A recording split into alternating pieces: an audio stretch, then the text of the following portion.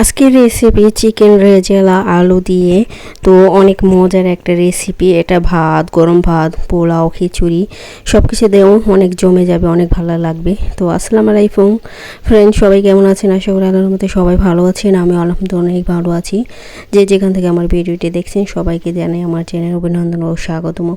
তো যে দেখুন এখানে একটা চিকেন নিয়েছি, তো এটা এখন আমি ম্যারিনেট করব।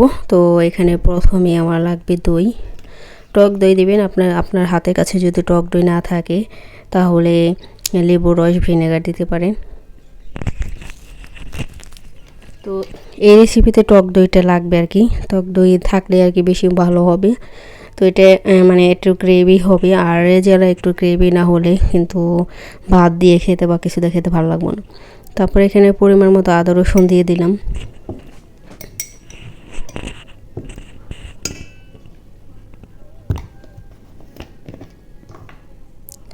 তো এই যে দেখুন আদা রসুন দিয়ে দিছি।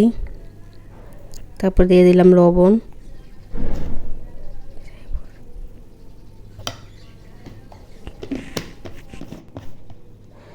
তো এই যে দেখুন সব মশলা এখানে দিয়ে ম্যারিনেট করে রেখে দেবো আমি 1 ঘন্টার জন্য।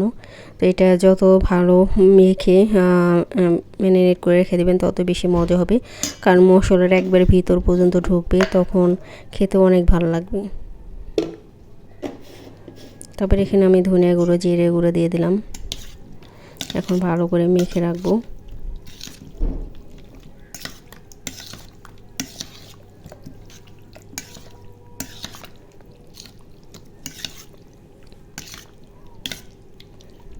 তো এই যে দেখুন ভালো করে মেখে নিলাম।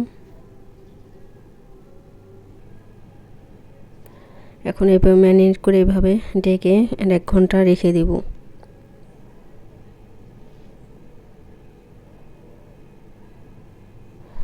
তো এই যে দেখুন ভালো করে মেখে রাখছি।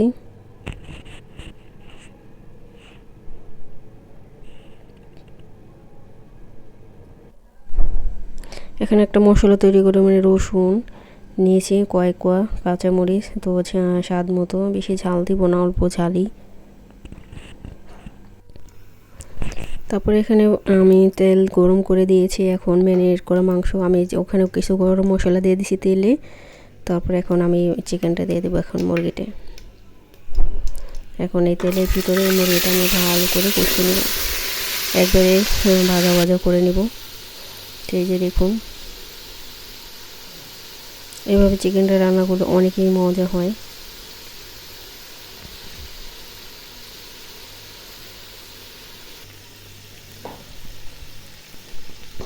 তো এই যে দেখুন একবারে মানে করে ভালো করে কষিয়ে নিব। কষিয়ে তারপর আমি একটা মশলা ব্লেন্ডারে তৈরি করে টমেটো, কাঁচামরিচ, তারপরে রসুন, মানে সব মশলা পিষে তারপর আমি এটা দিব। এটা গ্রেভির জন্য, মানে চিকেনটা একটু গ্রেভি হবে। তো এই যে দেখুন আমি সব করে নিতেছি আস্তে আস্তে।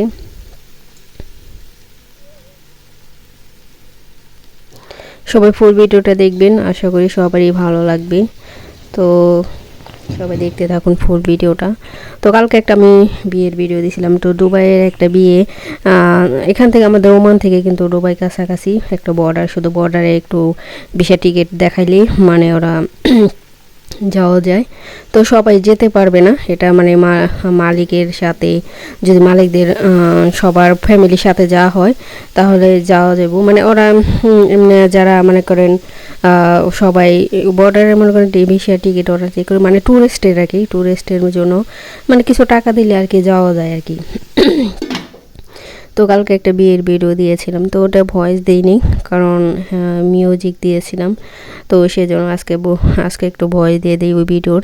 মানে ওই ভিডিওটা মানে আমি করছিলাম আসলে দুবাইয়ের মনে করেন ওমান, এটা তো আরবিয়ান কান্ট্রি, এগুলো মনে করেন সেন্টার বা যেখানে হোক ওরা ভিডিও করতে দেয় না, যেহেতু আমরা বাঙালি মানুষ।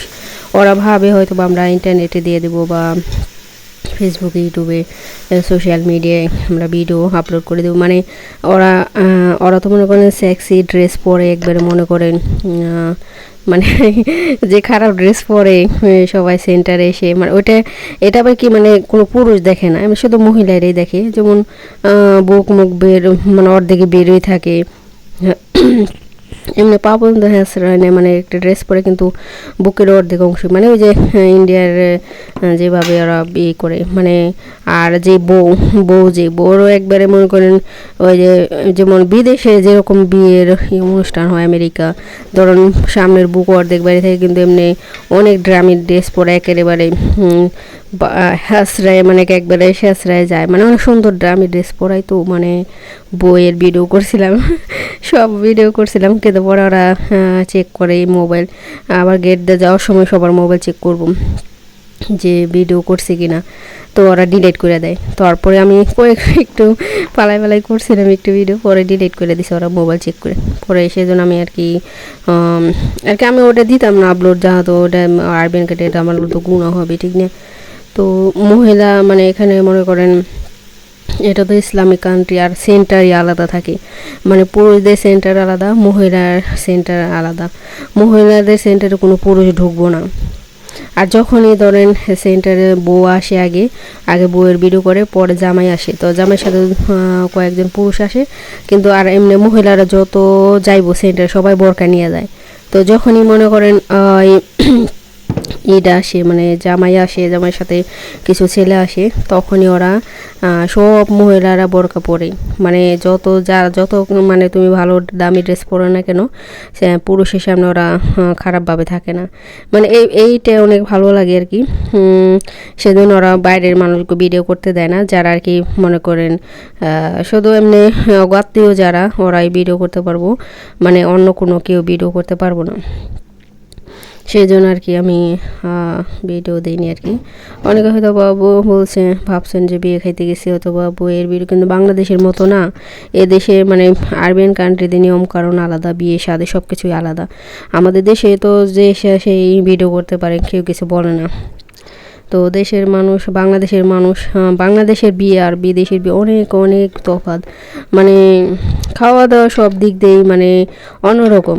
আমার বাংলাদেশে খাওয়া দাওয়া আলাদা, বিদেশে খাওয়া দাওয়া আলাদা। সব বিদেশে আর কি সব কিছু খাওয়া ভালোই দেয়, মানে চিংড়ি মাছের বিরিয়ানি, চিকেন বিরিয়ানি, খাসির মাংসের বিরিয়ানি, কাবাব, মানে সব কিছুই দিব, মানে ওরা মানে একবারে দেয় না খাবার, এই জিনিসটা ভালো আছে। মানে আপনারা তো দেখছেন, আমি তো সব ভিডিও করতে পারিনি, ওই যে বললাম না যে অনেক ভিডিও করছিলাম, আমি খাবারের ভিডিও করছিলাম, ওগুলো ওরা ডিলিট করে দিছে, মানে সেন্টারে কোনো কিছু ভিডিও করা যাব না, তো সেই জন্য ওগুলো ওরা ডিলিট করেছে, আমি ওদের পুরোপুরি ভিডিওটা দিতে পারিনি। এই সামনে যে মনে করেন প্রথম অনেক খাবার দেয়, মানে একটু একটু করে, আমাকে বাংলাদেশে যেমন একসাথে সব খাবার দেয়, কিন্তু এখানে আপনি যাইবেন এসে, ওরা বিশেষ করে রাত্রে করে এই পার্টিটা, এশারের আজানের পর থেকে, মানে হালকা পাতলা নাস্তা, কেক, ডেজার্ট, আইসক্রিম, তারপরে বিভিন্ন রকম মানে আইটেম খাবার দিব। প্রথম ফার্স্ট চা, কফি, এগুলো দিব, দুধ চা, তারপর যে কোনো আপনি যে কোনো কফি খাইতে চান না কেন, ড্রিঙ্কস, এগুলো দিব প্রথমে ফার্স্টে। আর ভারী খাবার দেয় সবার পরে, মানে এই পোলাও ধরেন, বিরিয়ানি দিব, সব রকমের বিরিয়ানি, চিকেন, চিংড়ি মাছের বিরিয়ানি, সব রকমের বিরিয়ানি শেষে খেতে দেয় আর কি। টেবিলে সাজায় রাখে, যে ইচ্ছা সে নিয়ে খায়, তো এটাই আর কি। তো এই যে দেখুন আমার চিকেন রেজালা, আমি একটু আলু দিয়েছি, সেটা যেহেতু ভাত দিয়ে আলু দিয়ে খেতে ভালো লাগে, সে অনেকে হয়তো বা রেজালা আলু দেয় না, কিন্তু আলুটা দিলে আর কি আমার কাছে ভালো লাগে, সেই জন্য। এটা যেহেতু আমরা ঘরেই খাবো, এটা তো আর মেহমানদের জন্য না, সেই জন্য আর কি। তো এই যে দেখুন আমার চিকেনটা দেখুন রান্না হয়ে গেছে প্রায়, আর একটু মানে জাল দিয়ে। আর এটা যেহেতু এই যে দেখুন আমি আগে থেকে পেঁয়াজ ভেজে রাখছিলাম, পরে পেঁয়াজটা পরে দিলে কি মানে পেঁয়াজটা একটু আনাম থাকলে ভালো লাগে, আর আগে দিলে তো পেঁয়াজ দুটো গলে যায়। আগে মানে আমি দিছি ব্লেন্ডার করে দিছি, ওটা দেখুন কত গ্রেভি হয়েছে, মানে এরকমই রাখবো, আর বেশি জাল দেবো না। হয়ে গেছে কমপ্লিট, এখন ধনিয়া পাতা দিয়ে নামিয়ে ফেলবো। তো এই যে দেখুন আজকের আমার চিকেন রেজালাটা কেমন লাগলো, সবাই ফুল ভিডিওটা দেখবেন। তো ভিডিও সম্পর্কে কিছু বলে দিলাম, যে যারা আমার প্রতিদিনে ভিডিও দেখেন তারা হয়তো বুঝতে পারবেন। তো সবাই ভালো থাকবেন, আল্লাহ হাফিজ।